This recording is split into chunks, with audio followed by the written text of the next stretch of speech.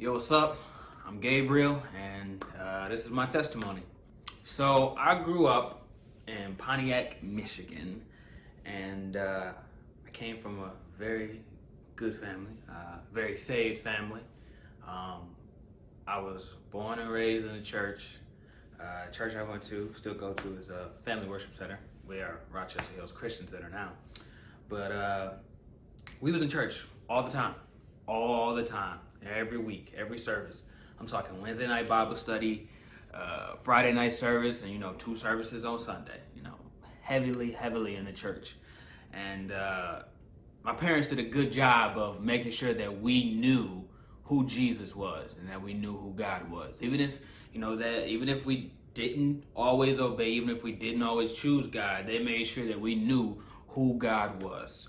And so I'm very thankful that my parents instilled that faith in me. And from the time I was a young boy, it's prophesied to me that I was called to preach. And as a young boy, you hear these things and you're like, oh, okay, that's cool. And you kind of just move forward and don't even really think about it. But God was heavily in my life. And, my mom and dad were saved. My uncle, who was our pastor, Apostle Keith Barr, he was a pastor. My grandmother was a pastor as well, Patricia Ann Barr. And, our family was heavily in the church. And God was instilled in our DNA. And no matter what you did, no matter how you acted, God was gonna be a part of your life. And that was how it was with me. It was like, no matter where I ran to, no matter what I tried to do, no matter what I tried to do in the world, it was like, I can't get away from my calling. I can't get away from who I am. And who I am is a child of God. But I wasn't always, saved. And growing up in middle school, elementary school, stuff like that, I was not popular or anything like that. And but I wanted acceptance. I wanted acceptance so bad. I wanted people to like me so bad. Even if that meant compromising my beliefs, if that meant compromising who I was, if that meant compromising the things that I stood for, it didn't matter to me. All I wanted was for people to like me. And I struggled with that acceptance, a lot for a long time in my life, and even sometimes still today. And I like I said, I wasn't popular, but I was pretty funny. I cracked a lot of jokes and things like that. I used to get in trouble a lot for talking too much, kind of a class clown. And but once I got to high school, my freshman and part of my sophomore year, I had finally started to I felt that I was finally getting that acceptance, and that people were noticing me, and I was comfortable. I was happy where I was at. And then my parents come to me and they say, hey, we're moving out to Rochester Hills. So I moved from Pontiac, Michigan to Rochester Hills. And it's two totally different places. Pontiac, Michigan was more of a rural urban area, whereas Rochester Hills is more of a wealthy area. It's more, the people are different, they walk different, they talk different than the people that did in Pontiac. And the thing that was really huge for me was the ethnic difference. Like in Pontiac, there was 3 ethnicities that I knew of. There was black, there was white, and there was Hispanic. And I moved out to Rochester, and there's Indians, there's Chaldeans, there's all different types of ethnicities, and I was not used to that. It was a real culture shock for me. And so, I'm being honest, I hated it. I did not want to be out here. I did not want to live in Rochester. But, I couldn't change it. So I just kind of had to deal with it. I wanted to go back to where I was comfortable, but the Lord knew that I needed to be out here. And I go into school. I go to this new high school with all these new people that I don't know. And I didn't know who I wanted to be. I didn't know who I was. And so I kind of was trying to pick 2 identities. Did I want to be the church boy still, or did I want to be the boy from Pontiac? And even growing up all through high school, elementary school, all those things, I was always known as a church boy. Even when I didn't do what I was supposed to do, everyone recognized me as the church kid. So I couldn't really get away with much. You know, it's like if I did something, everyone say, ain't you supposed to be the church boy? Don't you go to church? So that always stuck with me. Like, you know, like I said, God was always a part of my life, even when I didn't want him to be. And I tried to escape that.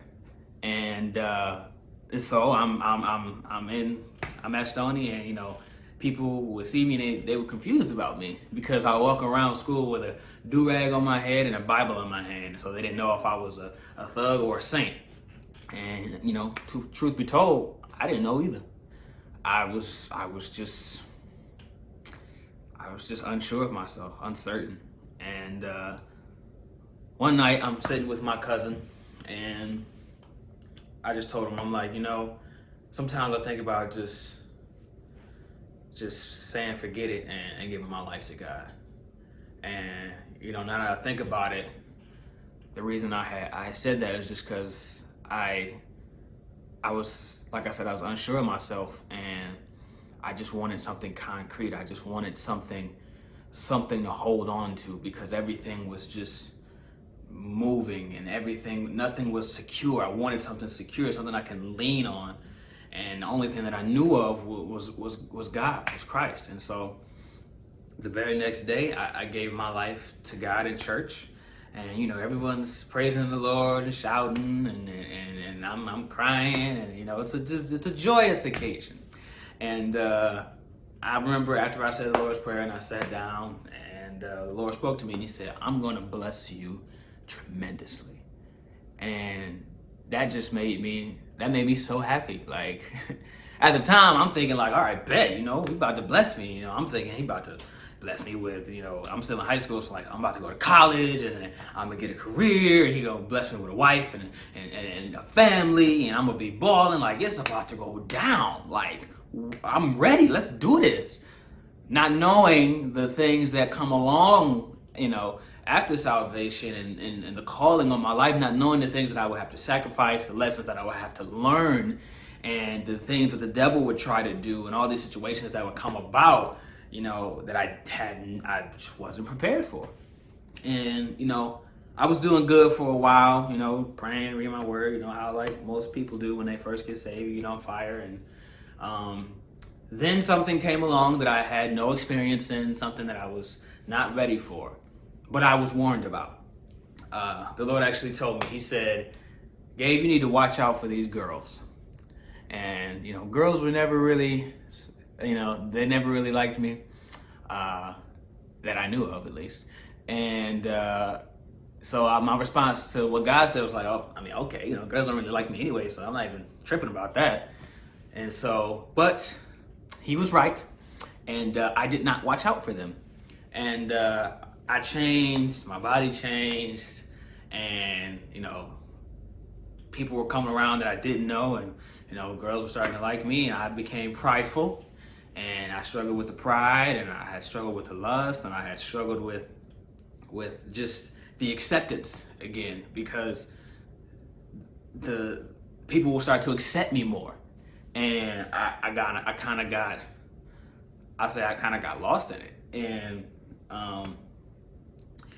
I had fell back, and you know, I was just kind of trying to be like the world, and I was doing things like the world, and you know, just doing foolishness. And I remember, you know, I had graduated high school, and you know, all my friends and people that I knew that were, you know, going off to college and going to these big universities, and I looked over and I'm like, dang, I don't know what I'm gonna do.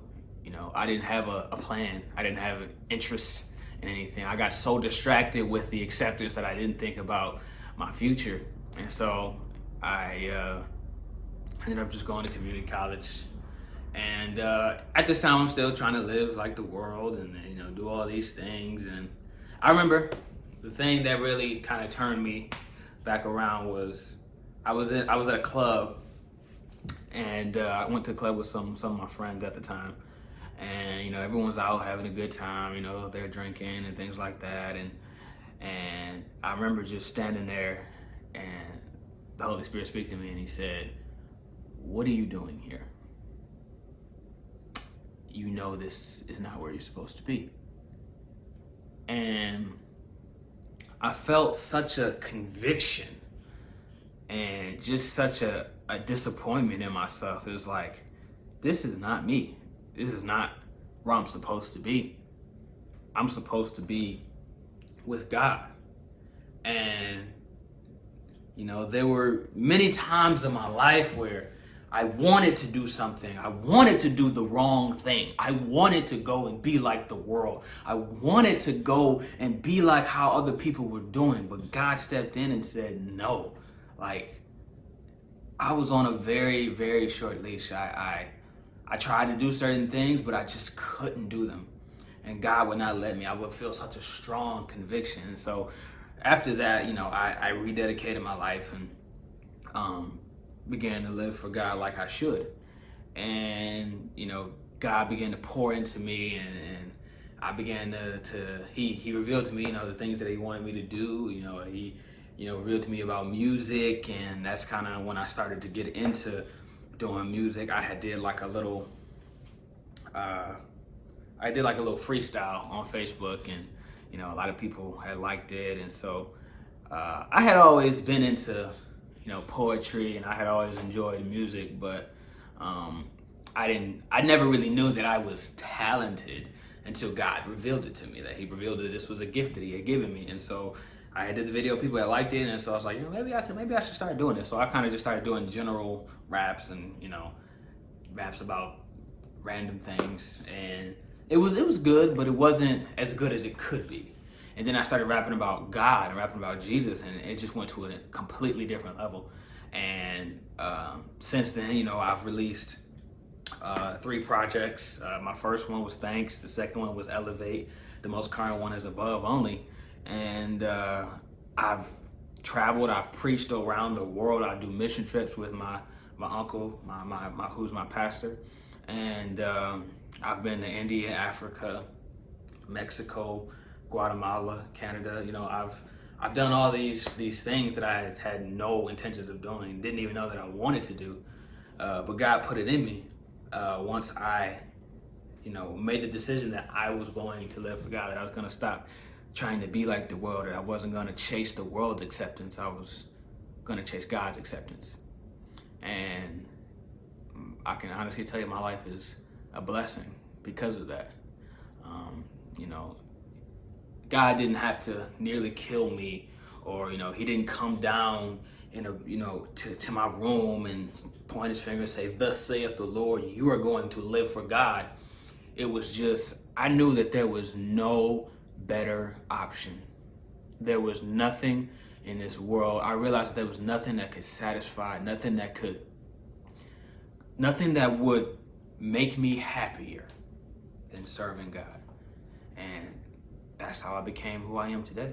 You know, I'm thankful for my parents and, you know, my church family and the people that I've came in contact with, and my brothers and everything. And just God having a short leash on me, and God not letting me go. God, you know, having a hook in my jaw, and just always being a part of my life. And I'm so thankful for that. And yeah, that's pretty much my testimony. So, amen.